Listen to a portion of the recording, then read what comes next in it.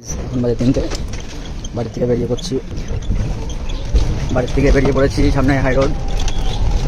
আর passenger এখন আনতে যাচ্ছি অগ্নিকন্যায় নামাতে গেছিলাম, আর এখন যাচ্ছি আনতে।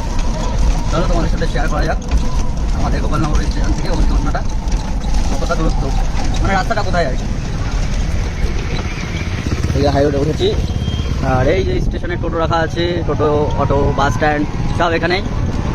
এই যে স্টেশন রোড, এগিয়ে যাচ্ছি।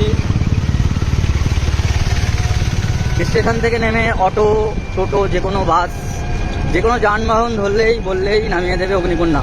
পুরো সোজা রাস্তা। ছাড়াচ্ছি girls school.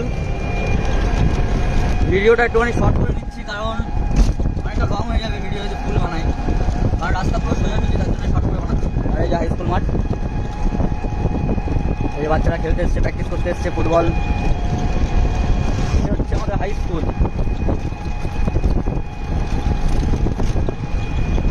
Gopalnagar Haripada station. এটা হচ্ছে পাঠাগার পার করছি। সামনে আছে কালীবাড়ির সামনেই পুলিশে ধরেছে অনেকজনকেই। আর এই হচ্ছে কালী মন্দির, এই কালী মন্দির ছাড়াচ্ছি। গোপালনগর কালীবাড়ি ওটা।